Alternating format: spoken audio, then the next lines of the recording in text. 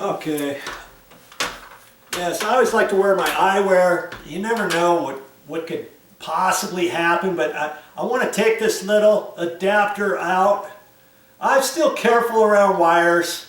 Even though I know the power's off, I should be fine. I still try to be careful. And I got to remember, I got to reinstall all this. So when I get done, I want to make sure I get everything set properly and all that kind of stuff. So remember, I'm going to end up having to take all these wires apart and get the thing loose, because this box happens to be a round box. Like I saw on the other one, lots of times you'll have a rectangular box here. If you got a rectangular box, you know that rectangular box is nailed to the side of the joist with 2 nails, and you can cut those 2 nails and the box will come down. This one has a different little plastic anchors with the nails. The nails kind of come in like this off of something different, because they're designed differently than a rectangular box for how to support that. So I'll show you how to get that out here in a minute. Okay, so let's just talk about this for a second. Now, not all smoke alarms are created equal. This has a red, white, and black wire. Lots of times on the red one, when they come in the box, they might have a little cap over it, and you're like, how come there's a cap over it? Because sometimes the hardwired ones, maybe there's only a black and white wire up here, or maybe there's a black, red, and white.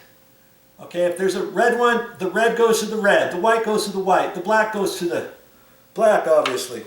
When I hook up my new power, I'm going to bring power into this same box. When I take this box down, I'm going to reinstall the same box, believe it or not. Yeah, I am. And I'm only going to have a black, white, and ground wire in there. And I see there's a ground wire actually up in here. Okay, that's good. There's a wire nut for the grounds. That's copper wires. There's no sheathing around it. This is actually copper color. It's just when they painted the ceiling, they painted, and this is just paint on here. All these have white paint on them. Okay, so my new wires, when I fish my new wires in here, I'm going to put the ground to the ground, and I got a black one, so I'm going to go to the black. I got a white, so I'm going to go to the white. I don't have red, so I'm not going to go to the red. But the red are going to be, the 2 wires that come in here, it's going to be the same, so that when I rehook up this this smoke alarm adapter, it's still going to be like this, except I'm going to have 3 white wires here, 3 black wires, 2 red wires, okay? Up to the same little adapter when I hook up the smoke alarm. You with me so far? Okay, so now I don't really have to keep track of these wire nuts, because there's 2 wires in each one. And the funny thing, well, you got 14 gauge wire and they got red wire nuts up here. Red wire nuts are actually, they should have used yellows. I don't know why they used reds. They should have used yellows, but they had those, and then they had the little wire here. You know, this is stranded wire, and they hardly have it stuck out at all. It only sticks out about 3/8 of an inch. I would have made that longer so I could wrap it around there to put it up in a wire nut. And that's what I'll do when I get ready to reinstall. I might use some of these wire nuts down the road, but lots of electricians will scoff at that. They'll say, hey, once you take off a wire nut that's been up there for years, you don't really want to install those same ones. I'm on the other hand say, what difference does it really make? If it's tight, it's tight. What's the difference? And lots of times I'll reuse them, and then I'll check, make sure that the wire nuts are tight and all that. See on the stranded wire, look how much is sticking out. Not very much, huh? See? And that was the only thing that made the connection in here when it was wrapped. And what I like to do, and what I'll do, is I'll strip this wire back.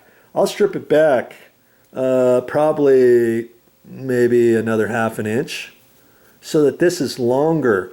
Then the wires that are up there, I can kind of start training it and wrapping it around the same direction as the wire nut's going to tighten onto it, and that'll kind of help it snag a little bit more of the grip in here, help it bond a little bit more. because that's not very much. If that wasn't crammed up there all the way tight, you could have an issue with your power. Okay. All right, so this little adapter, I'm not really going to mess with it much. I'm not going to really pull on the wires or anything because I know I'm going to reinstall that. I might use some of these. I might use some yellows too. Some new yellow wire nuts. It remains to be seen. Okay. So now I've got to get back up there, and because they've wrapped those wires around each other, I got to take a pair of pliers up there. You know, I'm just gonna let's see. I'm just gonna take some pliers and undo that a little bit if I can.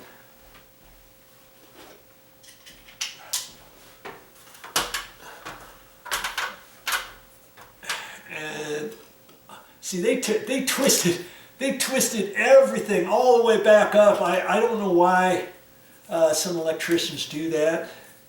You know, I don't do that, and I've never really had an issue.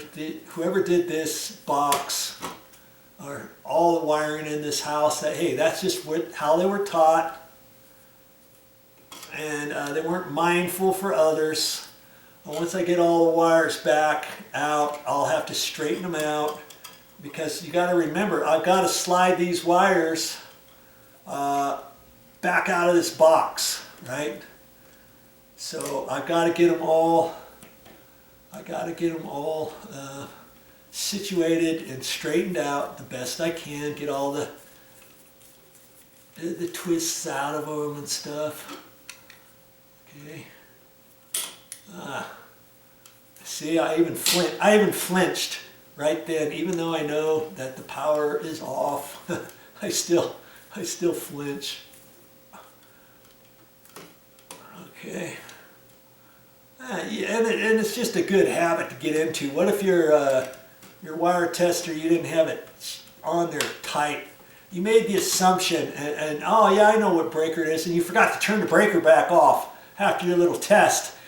You found out which one it was, right? And then you forgot to turn it back off, and you started working on there. One of my mounting screws fell out of the box. Okay, all right. So, and like I say, some ceiling fans don't have the red. I'm not sure if you were to wire this from the beginning. Couldn't you do away with the red and just got by with white and black, and that's it? Or maybe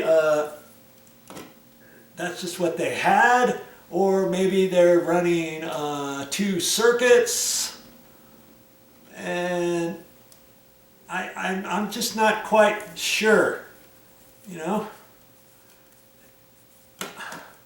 I don't know if I really care one way or another. All I know is I'm going to wire it up the same way. If I was wiring up a house, I would certainly ask the question. And if I didn't know the answer, I would find the answer. I'd Google it. I'd go to the hardware store. I'd ask the guy in the electrical department who sells you the wire and tells you all about that. They're pretty knowledgeable about that kind of stuff. They'll tell you a few things. Okay, now, should I test that red wire? I'm making the assumption that red wire is coming off the same circuit, and it should be. I don't think that's on a separate circuit, but I'm gonna take my wire tester and I'm gonna press up here onto the ground wire make sure I can see if the light comes on. No light's coming on. See, there's nothing up there. Right. So I should be able to undo this. And if you had a question, you have your goggles on, get your eyewear on. You know, if that was power, it would have shorted off, it would have made a little hole, and it would blast, and my eyes would get buggy because I'm looking right at it, and it put a little hole, probably a mark in my pliers. I mean, that's how strong power is. Even 15 amp power. Don't kid yourself, right? I always try to be as safe as I can. If you didn't know which circuit it was, could you do this hot? I would never suggest it. If you're in an apartment complex and if you weren't in control of your electrical panel and it was outside in a locked area, you had to have a maintenance guy there. If you hired this out to an electrician, he might say, "Oh yeah, I'll hook it up hot, no problem." They know how to do stuff like that. You don't. Okay? Okay, I see, in fact, yes, there is 2 sets of wires, white, red and black, and ground. That's called a 14-3 with ground, meaning 3 wires, 14 gauge with the ground wire, and that's what they ran. They ran 14-3 to all of these smoke alarms.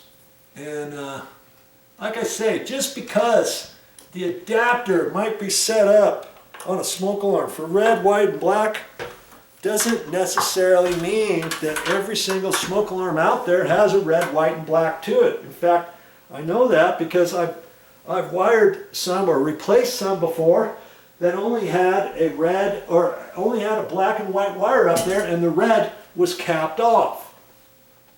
Okay? So now I've got that up to that point.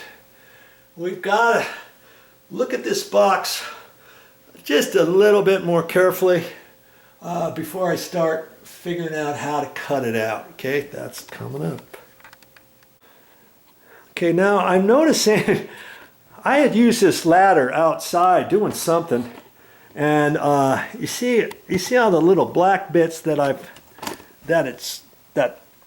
have come off when I opened it up and stuff. Usually what I like to do, especially if I'm going to bring it inside the house, after I use it outside, I like to flip it upside down, clean off the bottom pieces as best I can, and make sure I don't have anything like this happening. In this case, I think this stuff came off of different steps or from underneath here or something. So anyways, before I get going too far, I'm just going to get the vacuum out, clean this up. Last thing I want to do is start grinding different things in here and not paying attention, especially with carpet like this. See, I've got little bits over here that I saw, and I don't want to start tracking that in, walking on it, rubbing that into the carpet. So be mindful as you go, and once I do that, we'll get back up here, show you what I do next.